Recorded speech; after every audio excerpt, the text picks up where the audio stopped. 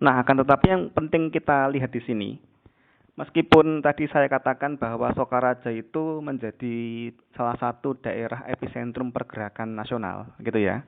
Ada gerakan-gerakan syariat-syarikat Islam di bawah komandonya Hos Sokraminoto di situ.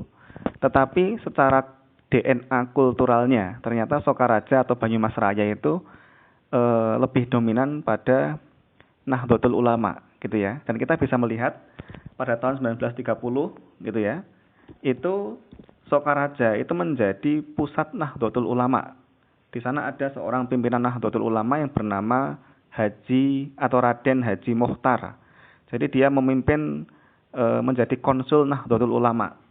Dan Raden Haji Mokhtar ini dia memimpin Nahdlatul Ulama bagian Karesidenan Kedu, kemudian Karesidenan Banyumas, kemudian Karesidenan Jogja itu dipimpin dari Sokaraja, atau bagian Jawa Selatan lah.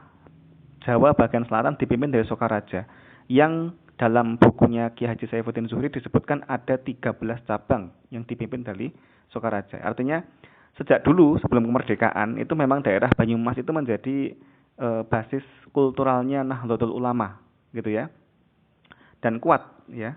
Jadi ketika ada pergerakan-pergerakan lain masuk, gitu ya, itu tidak bisa dominan bahkan sampai sekarang. Nah, ini bisa kamu kembangkan lagi dalam beberapa penelitian, karena tokoh-tokoh ini kan tokoh-tokoh penting, gitu ya, tokoh-tokoh penting seperti Raden Haji Mokhtar yang menjadi konsul Nahdlatul Ulama pada tahun itu. Biografinya masih belum begitu jelas, gitu ya. Kontribusi sosialnya, sosial keagamaannya belum begitu jelas.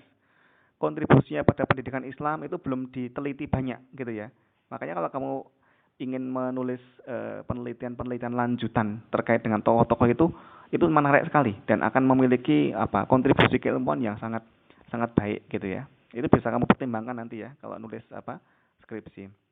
Nah, ini kita berbicara tentang setting sosial masyarakat Sokaraja atau masyarakat Banyumas pada umumnya, gitu ya. Nah, kemudian kita masuk ke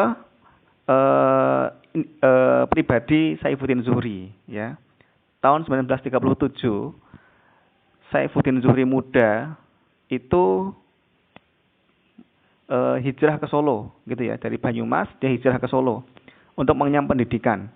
Karena kalau orang belum pernah belajar di luar kota, itu katanya ilmunya belum belum bagus, gitu ya, belum punya pengalaman hidup yang paten, yang baik, gitu ya. Makanya dia Ki Haji Saifuddin Zuhri pada tahun 1937 dia berangkat ke Solo untuk menuntut ilmu di sana. Dan ternyata kultur Solo itu berbeda dengan kultur Banyumas. Kalau Banyumas itu ternyata dominan Nahdlatul Ulama. Kalau di Solo pada tahun 1937 menurut Ki Haji Saifuddin Zuhri itu ternyata di sana tidak dominan Nahdlatul Ulama. Justru di sana pada posisi minoritas. Dan Solo itu pada tahun itu sudah menjadi basis dari pergerakan-pergerakan nasional. Ya. Dan ini sampai sekarang ya. Sampai sekarang seperti itu. Makanya bisa diteliti ini nanti, gitu ya. Jadi DNA kebudayaan, DNA kultural Solo berbeda ternyata dengan DNA kebudayaan Banyumas, gitu ya. Kita akan ke sini dulu. Jadi Ki Haji Saifuddin Zuhri pertama dia menimba ilmu di Madrasah Manbaul Ulum. Lembaga Manbaul Ulum masih ada sampai sekarang. Bisa kamu teliti juga ini. Madrasah Manbaul Ulum ini sejarahnya bagaimana, alumni siapa saja, gitu ya. Tetapi kuliah atau sekolah di Madrasah Manbaul Ulum ternyata tidak selesai, gitu ya. Hanya sampai beberapa bulan atau beberapa tahun saja. Kemudian lanjutkan lagi untuk menuntut ilmu di Madrasah Salafiyah. Dan di Madrasah Salafiyah sendiri Ki Haji Saifuddin Zuhri merasa bahwa ilmunya masih terlalu banyak yang sudah diketahui, gitu. Artinya di Madrasah Salafiyah ini ternyata banyak ilmu yang dia sudah tahu, gitu ya. Makanya dia nggak betah lama-lama di situ. Kemudian dia pindah untuk kursus.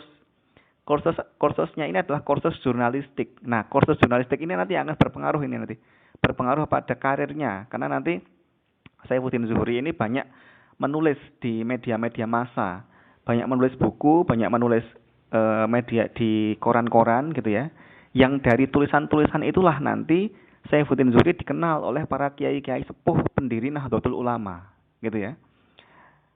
Kemudian pada saat di Solo itu juga Saifuddin Zuhri mendatangi berbagai macam ceramah-ceramah Muhammadiyah, ceramah-ceramah pemuda muslimin Indonesia, sampai ceramah-ceramah lintas agama didatangi, gitu ya.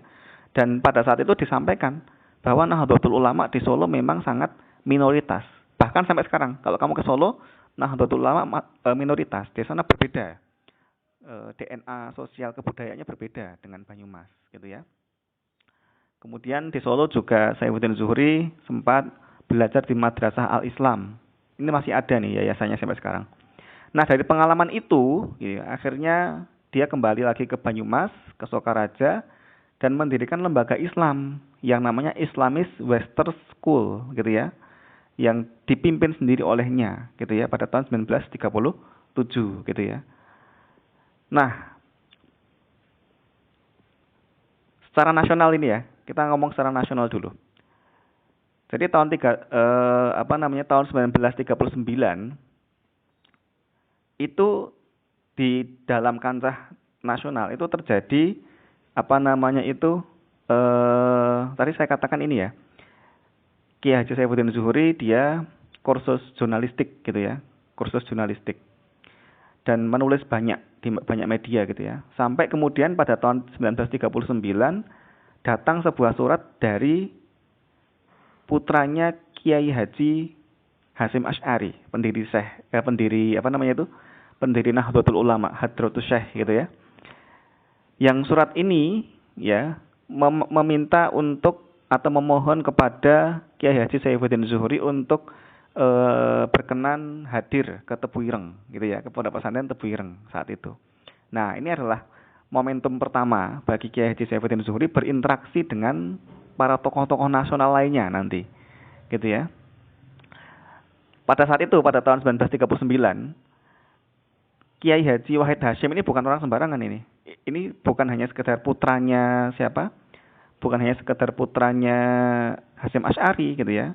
Tapi dia menjadi tokoh gitu ya. Karena pada saat itu organisasi-organisasi Islam itu mereka mengumpul menjadi satu payung yang namanya Majelis Islam A'la Indonesia atau MIAI gitu ya.